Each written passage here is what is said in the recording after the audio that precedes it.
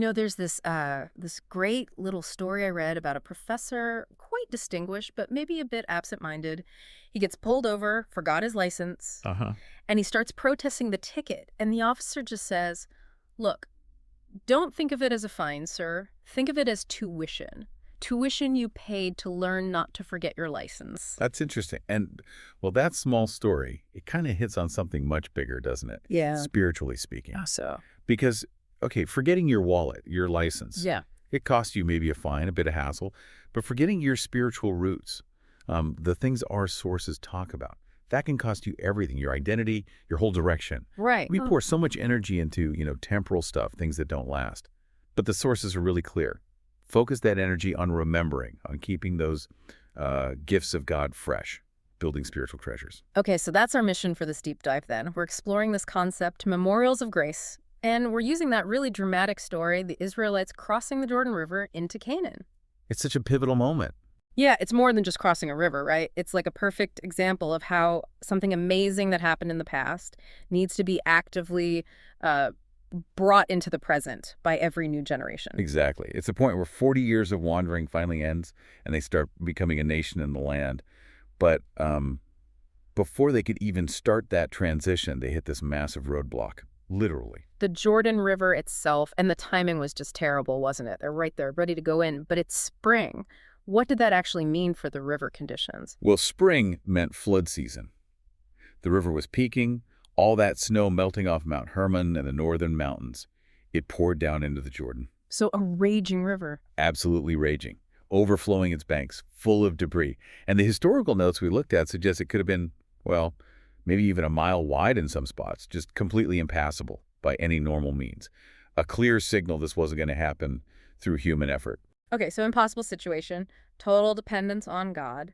But then, why the delay? Why did God tell them to purify themselves before the miracle? Why not just part the waters right away? That sequence is so important. It's a key teaching point. The command was sanctify or consecrate yourselves. What did that involve? It meant dealing with known sin, getting rid of ritual impurities. It's actually similar to what happened before God appeared at Mount Sinai. It showed that their obedience, their alignment with God, had to come first. It preceded the miracle. It wasn't for God's benefit, but for theirs. Precisely. It was about them aligning their hearts and actions before the big intervention. And the physical symbol of that alignment, right at the front, was the Ark of the Covenant. Containing those powerful reminders, the Ten Commandments, Aaron's rod, the manna. Exactly. The Ark was the symbol of God's presence. And putting it way out front, like 0.6 of a mile ahead of everyone, was a very deliberate statement. What was the statement? That the whole campaign, the whole entry into Canaan, depended entirely on following his presence, his timing, not their plans, his power leading the way. It feels like a callback to the Red Sea crossing decades earlier. Their parents saw that miracle. But now, this new generation, they face their own impossible edge. But this time, the Ark, God's presence, leads them right into the floodwaters. That's the incredible drama, isn't it?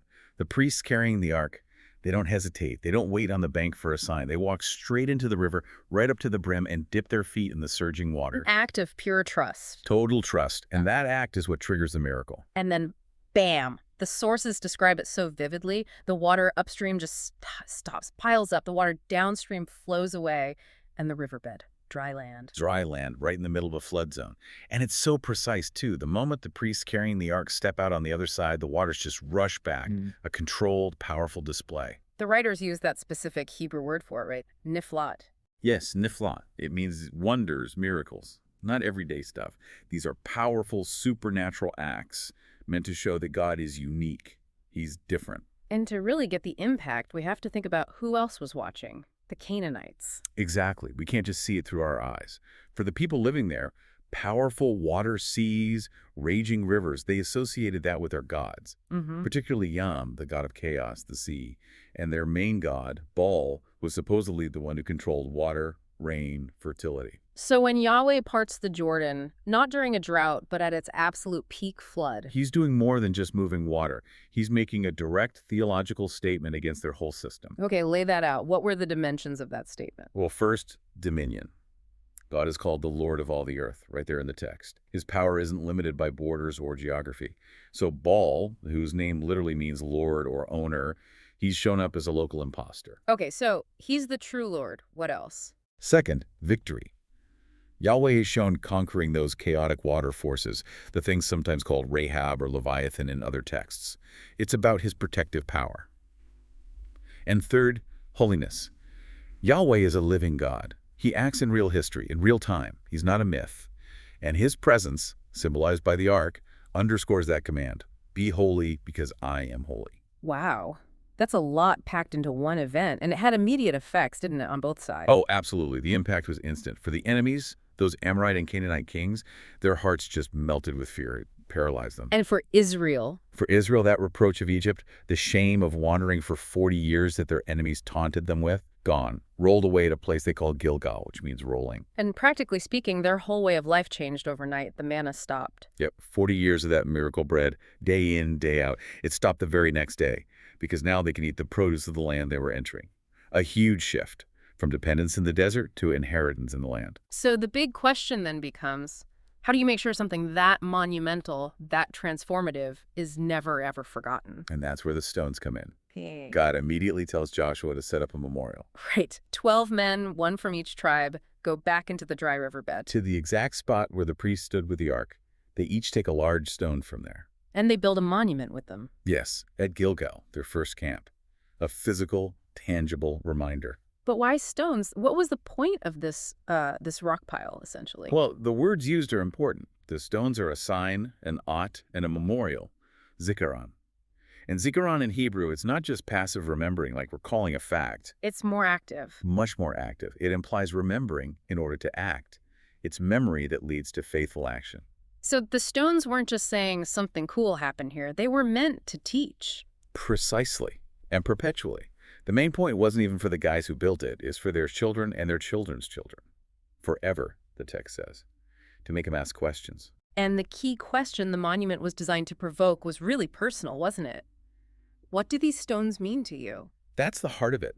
That question forces each generation to internalize the story, to make the faith their own. It can't just be inherited like property. It has to be rediscovered by reflecting on what God did. Your ancestors' faith isn't enough. And that applies directly to us, doesn't it? Mm-hmm. The idea that keeping those memories of God's interventions, those personal stones, alive in our minds actually strengthens our faith now. Absolutely. The sources suggest that when we actively remember God's past faithfulness, it helps us trust Him more for the future. It makes the soul like a watered garden, ready to receive more grace. But the flip side, the danger of forgetting, is just as stark in the sources. Oh, it's incredibly serious.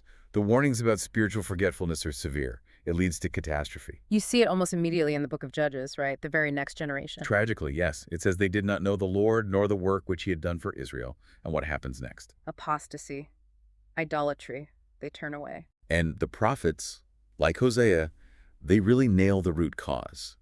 It's ingratitude. It's a kind of catastrophic spiritual amnesia. Hosea talks about Gomer representing Israel, forgetting who actually gave her the grain and wine and oil.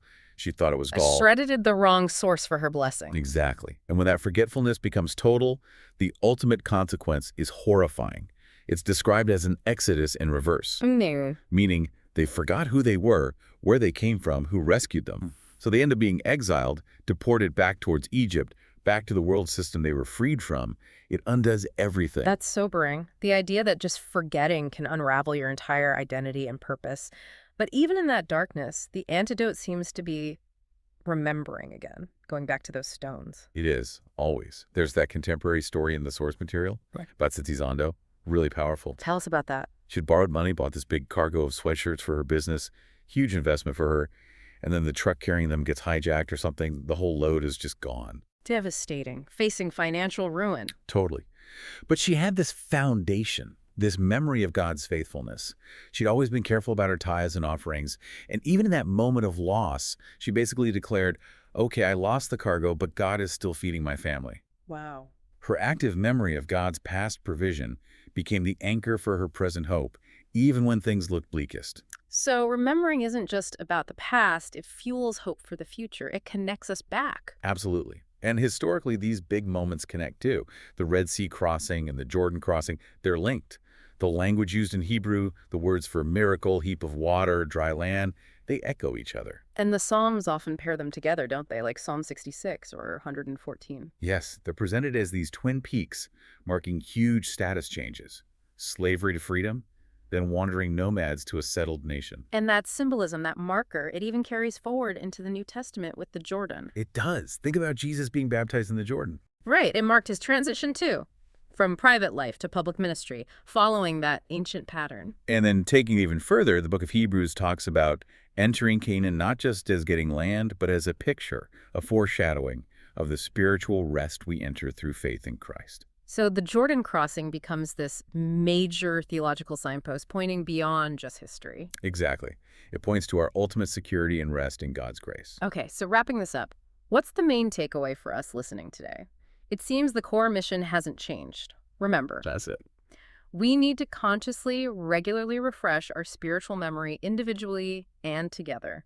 Remember where we came from, who we are in light of God's acts, and what he's called us to, so we don't forget the way the Lord has led us. And it's not passive remembering, remember. It's active cooperation, obedience, consecrating everything, our plans, our will, our stuff to Him, trusting that even those impossible-looking obstacles like that flooded Jordan are just setups for an even greater display of His power and faithfulness. So maybe the final thought for everyone listening is this. Take a moment today.